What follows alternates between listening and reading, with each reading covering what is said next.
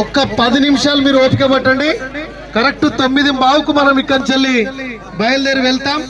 అయ్యా దయచేసి 9:15కి అయ్యా కరెక్ట్ 9:15కి కరెక్ట్ ఇక్కడి నుంచి వెళ్తాం.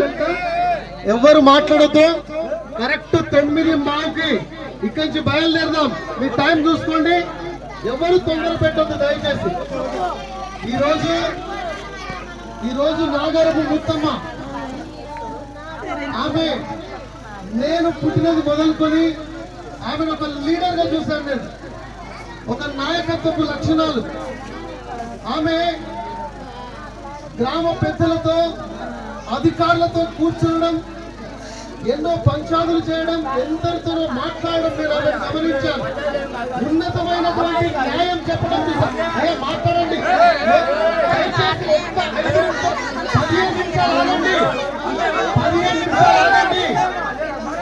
15 నిమిషాలు నేను చెప్పాను ముందే.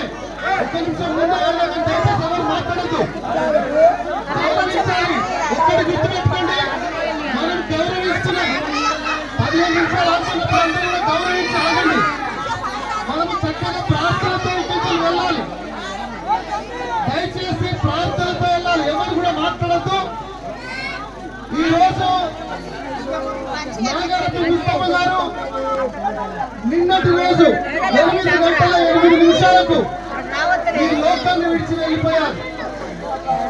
ఈ లోకాన్ని విడిచి ఆమె ఎక్కడికి వెళ్ళిపోయింది? ఈ రోజు ఉదయం పిల్లలు పెద్దలు అందరూ ఏడుస్తూ ఉన్నారు. నా కుమార్తె, నా బిడ్డ కొత్త నుంచి ఆమెను చూడలేదు. ఎవరూ చూడలేదండి. మాకు కూడా చూపించలేదు. ఇంకా సాయంత్రం 6 గంటలకు మాకు ఇచ్చినప్పుడు మేము వెళ్ళి ముఖం చూసాం. సాయంత్రం 6 గంటలకు ముఖం చూసాం. నా బిడ్డ చూసి ఏడుస్తూ ఏమంటుందంటే, నాకు అమ్మ కావాలి డాడీ, నాకు అమ్మ కావాలి డాడీ అంటుంది. నేను చెప్తున్నాను, అమ్మ పరలోకం వెళ్ళింది నాన్న. అమ్మ దేవుని దగ్గరికి వెళ్ళింది. అమ్మ బాప్తిజం తీసుకుందా డాడీ అంటే, అమ్మ యేసు ప్రభువుని నమ్ముకుంది, బాప్తిజం తీసుకుంది. ఆమె ఇప్పుడు స్వర్గంలో ఉంది మమ్మీ అని చెప్పాను. అయ్యో, మరి అందరూ కూడా రక్షణ పొందితే, మనకి ఇష్టమైన వాళ్ళందరూ కూడా యేసుని నమ్ముకుంటే అందరూ పరలోకంలో ఉంటారు కదా డాడీ అంటే, ఆమె చెప్పింది అందరూ పరలోకంలో ఉంటారని చెప్పాను. ఎవరు ఉంటారు? ఈ బిడ్డ నాగారపు ముత్తమ్మ. ఆమె యేసు క్రీస్తు ప్రభువును నమ్ముకొని ఈ రోజు క్రైస్తవ పాటలతో ప్రార్థనలతో నన్ను తీసుకెళ్ళాలి బిడ్డ అని ఆమె చెప్పింది. ఈ రోజు మనం ప్రార్థనతో పాటలతో ఆమెను తీసుకొని వెళ్దాం. ఈ చివరి అంతిమ యాత్రలో అందరూ కూడా పాల్గొనాలని నేను ప్రభు పేరిట మనం చేస్తున్నాను. ఇంకా 2 నిమిషాలు, దయచేసి 2 నిమిషాలు ఆగండి. ఈ రోజు మీరందరూ ఒక విషయాన్ని గమనించాలి. పుట్టిన ప్రతి ఒక్క మనిషి ఒక రోజు ఈ లోకాన్ని విడిచిపెట్టవలసిందే. అందరూ విడిచిపెట్టి వెళ్ళిపోవాల్సిందే. ముందో వెనుకో మనం కూడా వెళ్ళిపోవాల్సిందే. అయితే దేవుని యొక్క వాక్యం ఏమంటుందంటే, దీపం ఉన్నప్పుడే ఇల్లు చక్కబెట్టుకోవాలి. ప్రారంభంలోనే ప్రభువును నమ్ముకుంటే నీకు పరలోకం వెళ్ళేటువంటి అవకాశము ప్రభు అయిన యేసు క్రీస్తు వారు ఇస్తున్నారు. యేసు ప్రభు అంటున్నాడు, నేనే సత్యం, నేనే జీవం, నేనే మార్గం, నా ద్వారా తప్ప ఎవడిలో ఆ యొక్క స్వర్గానికి రాలేదని ప్రభు అయిన యేసు క్రీస్తు చెప్తున్నాడు.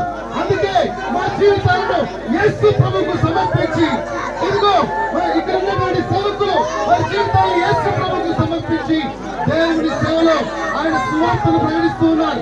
అదే సువార్తను ఇక్కడ ఉన్నటువంటి నాగారపు ముత్తమ్మ గారు అంగీకరించారు. తన పిల్లలు అంగీకరించారు. ఈ రోజు స్వర్గానికి భాగ్యం పొందుతున్నారు. మీ అందరికీ కూడా ఒక మనవి చేస్తూ ఉన్నారు. ఇదిగో మనంతా జీవం ఉన్నప్పుడే, ప్రాణం ఉన్నప్పుడే, జ్ఞానం ఉన్నప్పుడే, వయసు ఉన్నప్పుడే, తెలుగు ఉన్నప్పుడే నిజమేమిటో సత్యమేమిటో ఆలోచించి గ్రహించి సత్యాన్ని తెలుసుకోవాలనేటువంటి మనవి నేను మీ అందరూ చేస్తున్నాను. ఎవరికి బలవంతంగా యేసు ప్రభువును నమ్ముకోమని చెప్పడం లేదు. ఎవరికి కూడా బలవంతంగా యేసు ప్రభువును నమ్మకూడదు కూడా. ఇష్టంతోనే ఆమె యేసు ప్రభువును అంగీకరించింది. ఆమె ఆ పరలోక రాజ్యానికి భాగ్యం పొందుకుంది. ఈ రోజు మీ అందరికీ కూడా చేసే సువార్త ప్రయాసంతో ఉన్న వాళ్ళ, మానవుతో ఉన్న వాళ్ళ